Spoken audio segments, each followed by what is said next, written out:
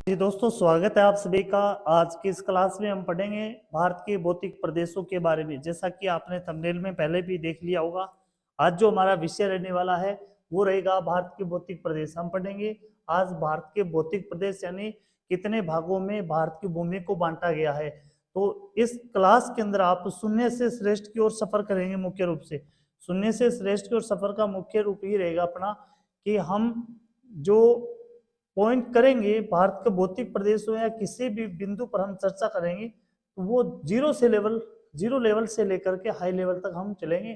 तो आज की इस क्लास में महत्वपूर्ण रहने वाला है हमारा भारत का भौतिक प्रदेश कितने भागों में बांटा गया है, और सबसे बड़ी जो बात रहेगी हिमालय का निर्माण, किस प्रकार से पृथ्वी पर हिमालय का निर्माण होता है, ये हम चर्चा इस क्लास के अंदर करने वाले हैं। देखिए, यहाँ पर सबसे पहले हम बात कर लें भारत का भौतिक विभाजन। भारत का भौतिक विभाजन, देखो किसी भी क्षेत्र की स्थलाकृति का जो हम अध्ययन करते हैं तो वो एक आता है भू आकृति के अंदर। उसे किस नाम से जाना जाता है? भू आकृति के नाम से उसको जाना जाता है। किसी भी क्षेत्र की भू आकृति का विभाजन करके उसका अध्ययन करना उसे कहते हैं हम फिजियोग्राफी। फिजियोग्राफी के अंदर क्या होता है कि किसी भी प्रदेश या देश की जलवायु, इसके अंदर किसका वर्णन होता है भाई? इसमें प्रदेश की जलवायु का वर्गीकरण होता है, इसमें देश के इतिहास और साथ साथ उसके संस्कृति के व्यवहार का अध्ययन किया जाता है फिजियोग्राफी के अंदर। तो आज इसके अंदर हम पढ़ेंगे कि पृथ्वी की सतह पर यानी भू आकृति के अंदर क्या होता है कि पृथ्वी की सतह की वर्तमान उच्चावच विशेषताओं का हम अध्ययन करेंगे किसके अंदर? फिजियोग्राफी यानी भू आकृति के अंदर। तो किस प्रकार से पृथ्वी के अंदर विभिन्न प्लेटें टकराती है, किस प्रकार से हिमालय का निर्माण होता है या मैदानी भागों का निर्माण होता है, तो ये चीजें हम पढ़ने वाले हैं। देखिए, सबसे पहले हम पढ़ लेते हैं कि भारत का जो भौतिक प्रदेश है यानी भौतिक विभाजन है वो कितने भागों में बांटा गया है। आप देख पा रहे हो यहाँ पर भौतिक भागों को मुख्य रूप से कितने भागों में बांटा गया है? 6 भागों के अंदर। भारत का जो भौतिक विभाजन किया गया है वो कितने भागों में? मुख्य रूप से 6 भागों में इसका विभाजन किया गया है। मुख्य रूप से 6 भागों में इसका विभाजन किया गया है। सबसे ऊपर आप जो देख पा रहे हो यहाँ पर देखिए, सबसे ऊपर जो हिमालयी क्षेत्र है, ये जो क्षेत्र आ रहा है ये कौन सा क्षेत्र है? ये हिमालय प्रदेश यानी इसे उत्तरी पर्वत के नाम से जाना गया है। देखिए, पर्वतों से नदियां आती है, अभी नदियां पानी लेकर के आती है अपने साथ, और पानी के साथ क्या होता है अभी? उसके साथ मिट्टी अवसाद आते हैं और एक बड़े से क्षेत्र के अंदर वो क्या हो जाते हैं? फैल जाते हैं और एक मैदानी भाग का निर्माण करते हैं। दूसरा जो हम पढ़ते हैं वो है उत्तर का विशाल मैदान। अब सोचिए, जिस क्षेत्र में पानी नहीं जाता तो वहां पर क्या होता है? बलुई मिट्टी का अवशेष होता है, ठीक है ना? तो उसे हम नाम देते हैं थार का मरुस्थल। चौथा जो भाग हम पढ़ते हैं वो प्रायद्वीपीय पठार के बारे में पढ़ते हैं। उसे हम किस नाम से जानते हैं? प्रायद्वीपीय पठार के नाम से जानते हैं। तो चौथा जो प्रकार है प्रायद्वीपीय पठार। देखिए, समुद्री इलाके से लगने वाले जो प्रदेश होते हैं उनको हम तटीय प्रदेश के नाम से जानते हैं। तो पांचवा जो हमारा प्रकार होता है वो तटीय प्रदेश का होता है। इसके अलावा भारत की बंगाल की खाड़ी की ओर और दूसरी बात करें अरब सागर की ओर। देखिए, यहां पर देखिए आप, सबसे पहले ये जो बंगाल की खाड़ी है यहाँ पर ये छोटे छोटे द्वीप दिखाए गए, इन्हें कहा जाता है अंडमान व निकोबार द्वीप समूह। अंडमान व निकोबार द्वीप समूह के नाम से इनको जाना जाता है। इसके अलावा देखिए, अरब सागर के अंदर ये जो द्वीप दिखाए गए हैं ये है लक्ष्य द्वीप। इससे कहा गया है लक्ष्य द्वीप के नाम से इनको जाना गया है। तो अब हम पूरे विस्तार के साथ इनको पढ़ेंगे कि किस प्रकार से हिमालय का निर्माण होता है और किस प्रकार से अपना भौतिक प्रदेशों का विभाजन है वो प्रदेश की स्थिति से उनके अलग अलग कुछ विशेषताएं होती है। देखिए, यहाँ पर सबसे पहले आप देख पा रहे हो, यहाँ पर देखिए ये जो क्षेत्र आ रहा है ऊपर का, हम जो देख पा रहे ये जो क्षेत्र आ रहा है इसे हम हिमालय के नाम से जानते हैं। कौन से क्षेत्र के नाम से जानते हैं? इनको हिमालय के नाम से हम जानते हैं। सबसे पहले हम बात कर लें कि जो सिंधु घाटी से लेकर के ये जो क्षेत्र आ रहा है यहाँ पर, ये सिंधु घाटी का क्षेत्र है। कौन सा है भाई? सिंधु घाटी का क्षेत्र है। यहां से लेकर के ये जो क्षेत्र आ रहा है ब्रह्मपुत्र घाटी का, यहाँ पर एक नदी है जिसका नाम है ब्रह्मपुत्र। ब्रह्मपुत्र घाटी के नाम से इस क्षेत्र को जाना जाता है। ब्रह्मपुत्र नदी यहाँ पर प्रवेश करती है। देखिए इतने क्षेत्र तक ये हिमालय वो फैला हुआ है। अब हिमालय की जो हम बात करें तो हिमालय की जो लंबाई मानी गई है ये सिंधु घाटी से लेकर के, सिंधु घाटी से लेकर के ब्रह्मपुत्र घाटी तक, सिंधु घाटी से लेकर के ब्रह्मपुत्र घाटी तक इसकी जो लंबाई मानी गई वह 2400 किलोमीटर की मानी गई है। कितने किलोमीटर की? 2400 किलोमीटर की। अगर बात करें कि हिमालय की चौड़ाई कितनी है, चौड़ाई की अगर हम बात करें तो 200 से लेकर के 500 किलोमीटर तक इसकी क्या है? चौड़ाई है। अब दूसरी बात, एक चीज और ध्यान में कीजिएगा आप, देखिए यहां पर, देखिए यहां पर एक चीज दिखाई दे रही है आपको, ये जो क्षेत्र आ रहा है ये हिमालय पर्वतीय का क्षेत्र है, लेकिन ये जो मध्य एशिया वाला क्षेत्र है, मध्य एशिया की पर्वत श्रृंखलाओं के साथ इनका जो संबंध बनवाती है उसे कहा गया भाई पामीर की गांठ। पामीर की गांठ यानी पामीर पर्वत श्रृंखला के द्वारा हिमालय मध्य एशिया के पर्वत श्रृंखलाओं के साथ संबंध रखता है। पामीर की गांठ को कहा जाता है दुनिया की छत। दुनिया की छत के नाम से इसको जाना जाता है। अब अगली जो हम बात करें हिमालय की, अगर पहले तो हमने ये पढ़ लिया भाई हिमालय की जो है, हिमालय की लंबाई की बात कर ले हम, अभी हमने पढ़ा था हिमालय की लंबाई है ये सिंधु घाटी से लेकर के, कहां से? सिंधु घाटी से लेकर के ब्रह्मपुत्र घाटी तक, सिंधु घाटी से लेकर के ब्रह्मपुत्र घाटी तक इसकी जो लंबाई है वो है 2400 किलोमीटर। 2400 किलोमीटर। दूसरी बात, हिमालय की जो चौड़ाई बताई गई है, चौड़ाई कितनी है? 200 से लेकर के 500 किलोमीटर तक भिन्न भिन्न क्षेत्रों के अंदर भिन्न भिन्न इनकी चौड़ाई मानी गई है। अब देखिए दूसरी बात, हिमालय के अंदर 14 ऐसी चोटियां हैं, 14 ऐसी चोटियां हैं जिनकी ऊंचाई मानी गई है 8000 मीटर ऊंचाइयां। देखिए पर्वतीय चोटियों की ऊंचाई है वो मीटर में आती है, इसलिए ये भी ध्यान रखना आपको, 8000 मीटर से भी अधिक है। वहीं अगर हम बात करें तो 20 ऐसी चोटियां होगी, 20 चोटियां ऐसी होगी जिनकी ऊंचाई है वो 7500 यानी 7500 मीटर से ऊंची है। 7500 मीटर से भी अधिक ऊंची इसकी ऊंचाई है वो मानी गई है। तो यहाँ पर आपको ध्यान में रखना है कि सबसे पहले हिमालय की अगर लंबाई की बात करें तो 2400 किलोमीटर इसकी लंबाई है। अब देखिए अगला,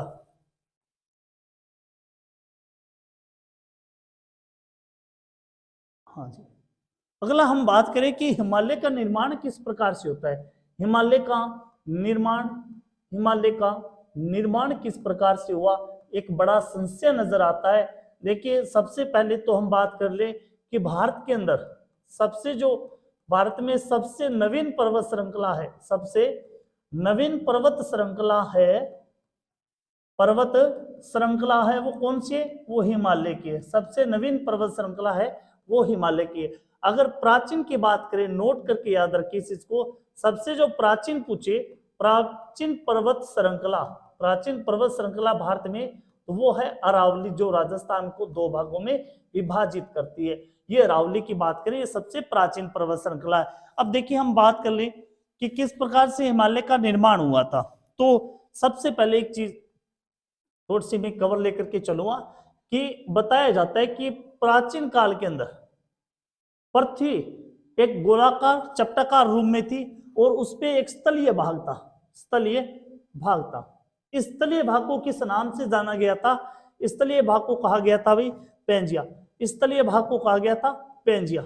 ये जो भाग था ये था पैंजिया। और जो पानी वाला क्षेत्र था, देखिए यहां पर जो पानी वाला क्षेत्र था, ये जो पानी वाला क्षेत्र था इसे नाम दिया गया था पैंथालासा। इसे का क्या नाम दिया गया था? पैंथालासा नाम दिया गया था। अब एक प्रसिद्ध भूगोलवेता हुए थे, भूगोलवेता का नाम है भी वेगनर, भूगोलवेता थे वेगनर। उन्होंने एक सिद्धांत दिया था जिस सिद्धांत का नाम है महाद्वीपीय विस्थापन सिद्धांत, महाद्वीपीय विस्थापन सिद्धांत, ये उन्होंने एक संकल्पना दी थी कि प्राचीन काल के अंदर पूरी पृथ्वी के ऊपर एक स्थलीय भाग था जिसे पेंजिया कहा जाता था, जिसे किस नाम से जाना गया था, पेंजिया नाम से जाना गया था। अब होता क्या है पेंजिया, पेंजिया को इसने दो भागों में, देखिए पेंजिया होता क्या है, पेंजिया यानी पेन, पेंजिया को तोड़कर देखिए यानी पेन, पेन प्लस जिया, पेन प्लस जिया। पेन का जो अर्थ होता है वो होता है संपूर्ण, पेन का जो अर्थ होता है वो होता है संपूर्ण, और जिया करता है पृथ्वी, यानी संपूर्ण पृथ्वी जिस पर मानव निवास कर सकता है उसे पेंजिया नाम दिया गया। कालांतर के अंदर गुरुत्वाकर्षण बल के कारण, ज्वारीय तरंगों बलों के कारण इस पेंजिया के टुकड़े होते गए, इसके दो टुकड़े हो गए और एक टुकड़े का नाम था, एक टुकड़े का नाम था लोरेशिया। क्या नाम रखा गया, लोरेशिया नाम रखा गया। और दूसरा जो टुकड़ा था उसका नाम रखा गया गोंडवाना लैंड। कौन सा, गोंडवाना, गोंडवाना लैंड इसका नाम दिया गया। अब देखिए आप, लोरेशिया को अन्य किस नाम से जाना जाता है, अंगारा लैंड के नाम से भी इसको जाना जाता है, याद रखिए इस चीज को। तो क्या हुआ था कि जब पेंजिया के दो टुकड़े हुए तो दो भागों में बंट गए, एक तो अंगारा लैंड और दूसरा था अपना गोंडवाना लैंड। अब देखिए इस चीज को कि इन दो बड़े स्थलीय भूमि के बीच में जो रिक्त स्थान था वहां पर समुद्रीय जल भर गया था और इस जल को नाम दे दिया गया टेथिस सागर। किस नाम से जाना गया, ये टेथिस सागर के नाम से ये जाना गया था। तो अभी हम दोबारा बात कर लेते कि हिमालय की बात कर रहे थे हम, हिमालय किस प्रकार से इसका निर्माण हुआ था। तो देखिए एक तो थी भारतीय प्लेट, भारतीय, और दूसरी प्लेट थी यूरेशिया प्लेट। दूसरी जो प्लेट थी वो थी यूरेशियन प्लेट, यूरेशियन प्लेट। देखो इसे इंडो ऑस्ट्रेलिया प्लेट के नाम से भी जाना गया था, इंडो ऑस्ट्रेलिया प्लेट के नाम से भी जाना गया। बताया जाता है कि गोंडवाना लैंड का एक भाग टूट करके, गोंडवाना लैंड का एक भाग टूट करके वो किस ओर गति करने लगा था, इस दिशा, ये दिशा कौन सी है, ये देखिए ये उत्तर पूर्व दिशा है। कौन सी दिशा है, याद रखिए इस चीज को, ऊपर वाली दिशा उत्तर होती है, ये दक्षिणी होती है, ये पश्चिमी होती है और ये पूर्वी। तो गोंडवाना लैंड का एक भाग टूट करके, तो ये प्लेट टूट करके किस ओर विस्थापित होती गई, ये उत्तर पूर्व की ओर है चलती गई। कालांतर के अंदर देखिए यहाँ पर दिखाया गया 71 यानी 71 मिलियन। उसके बाद इसका स्वरूप देखिएगा आप, 75 मिलियन पूर्व, 38 मिलियन पूर्व और 10 मिलियन पूर्व। जो वर्तमान में ये जो क्षेत्र बना था ये वर्तमान का भारत बना था। तो ऊपर जो प्लेट दिखाई गई है ये यूरेशियन प्लेट है। देखिए ऊपर जो जास्कर की श्रेणी आ गई, तो जो भारी प्लेट थी, जो भारी प्लेट थी वो तो क्या हो गई भाई, नीचे की ओर चली गई। जो हल्की प्लेट थी वो ऊपर की ओर चली गई थी, ठीक है ना। और धीरे धीरे क्या हुआ, दोनों जो स्थलीय भूमि थी, दो ऊपर जो यूरेशियन प्लेट और नीचे जो भारतीय प्लेट थी, तो इनसे जो नदियां आ रही तो अपने साथ अवसाद लेकर के आई। अवसाद लेकर के आना, उसका कालांतर के अंदर अवसाद जमता गया और उसने एक वर्तमान हिमालय के रूप में उसने अपना रूप धारण कर लिया गया था, ठीक है ना। तो इस प्रकार से हिमालय का निर्माण हो गया। देखिए एक चीज और भी आज भी बात कर ले कि आज